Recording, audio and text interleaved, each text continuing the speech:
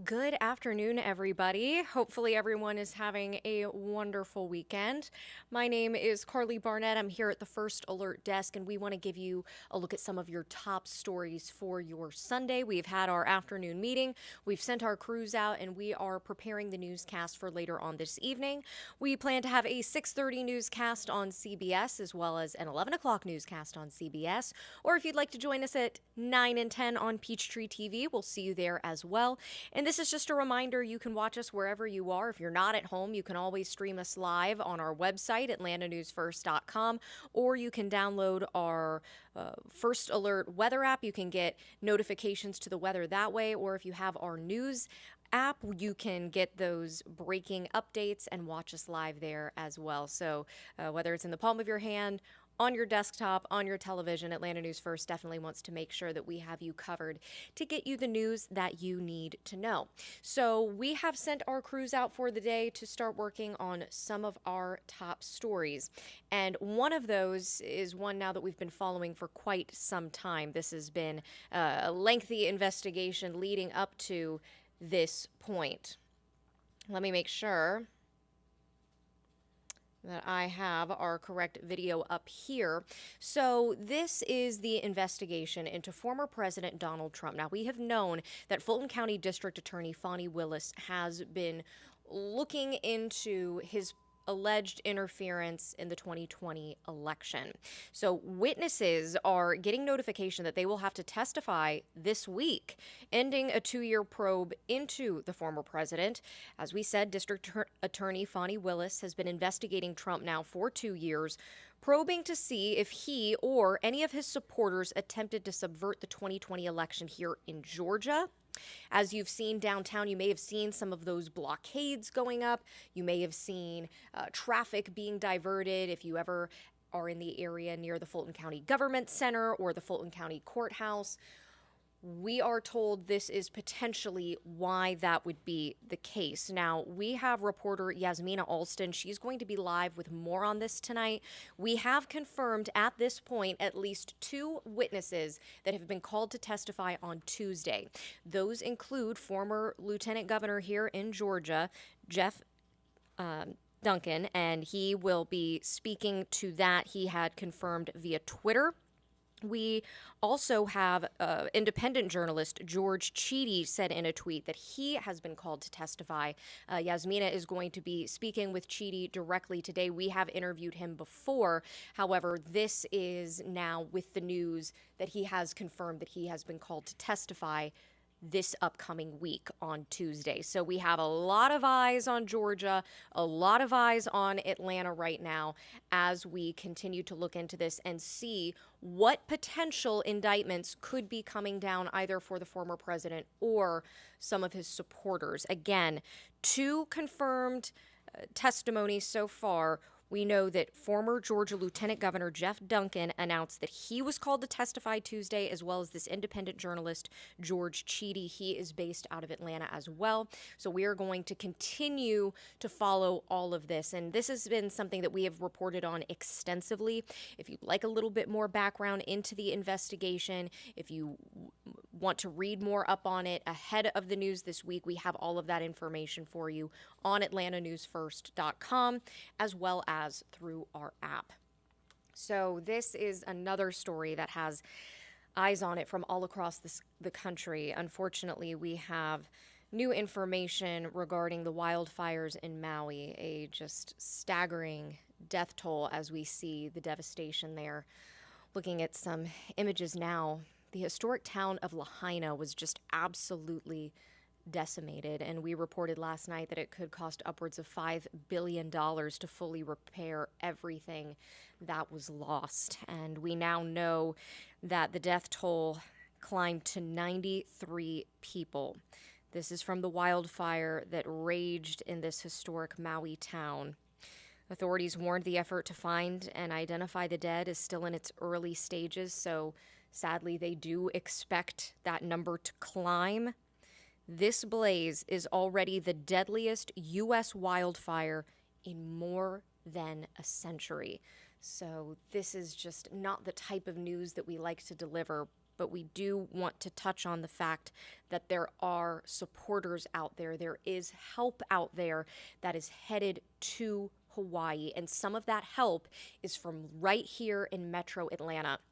We have our reporter, Asia Wilson. She is speaking to the Georgia-based Salvation Army. Our parent company, Gray Television, has partnered with them to deliver help on the ground to Maui. Asia spoke with a contact at the Salvation Army. He says they have just recently arrived in Honolulu. She will be interviewing him from Honolulu, and she's going to have his report on what all they need. But she did say already that they are greatly in need of monetary donations.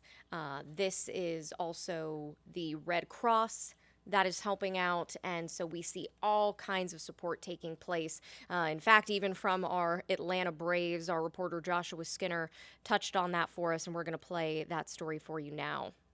Richie's 2-2 pitch, and Ramirez swings at a ball in the dirt. When he was drafted 35th overall by the Atlanta Braves in 2022, pitcher J.R. Ritchie saw the power of Georgia and the Southeast. It was an incredible experience, to say the least. Now recovering from Tommy John surgery in Florida, he's taking a different kind of mound, looking to rally Braves fans behind a different team thousands of miles away.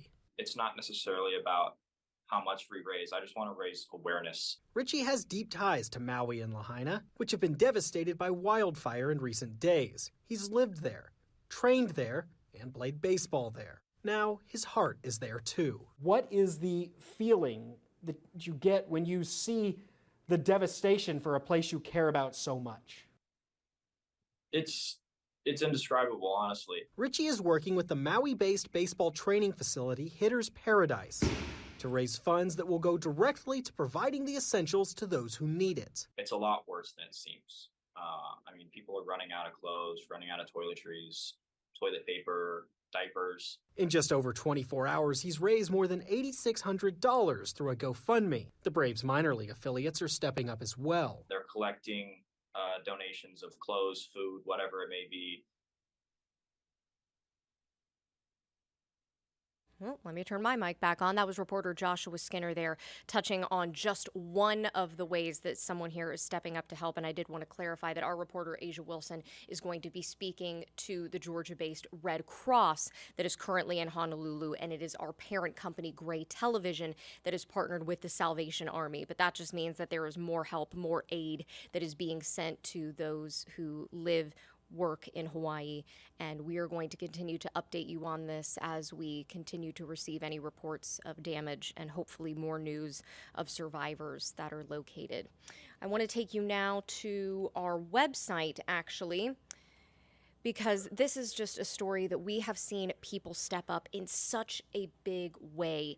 And this is a Forsyth County barn that unfortunately lost 26 horses to just a devastating fire. And so this is a riding school. They offer lessons, they offer camps, and many of the children there wanted to step up to help, so they are hosting their own fundraising efforts. I'm playing this video for you now on our website. I'm directing you to atlantanewsfirst.com because if you'd like to figure out how you can help, there are ways to do that. We have that linked for you.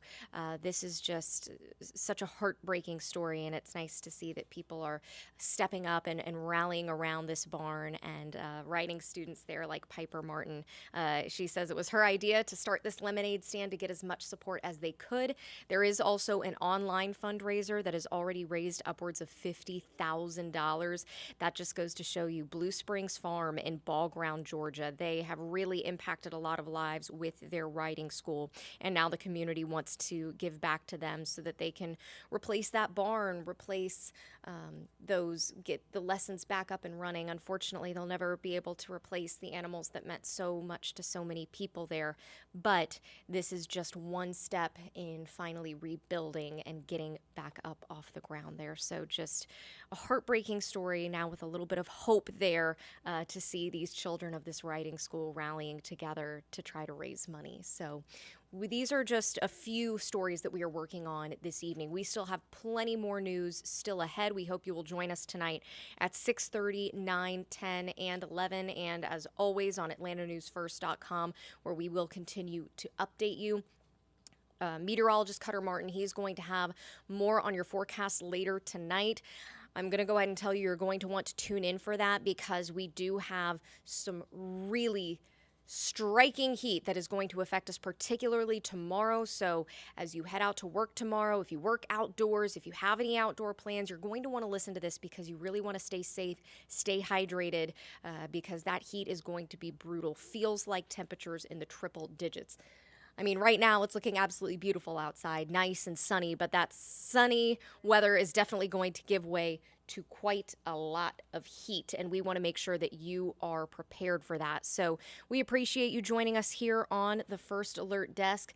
Join us tonight at 6:30, 9, 10, and 11, both on air and online. We'll see you later. Thank you so much. Have a great weekend.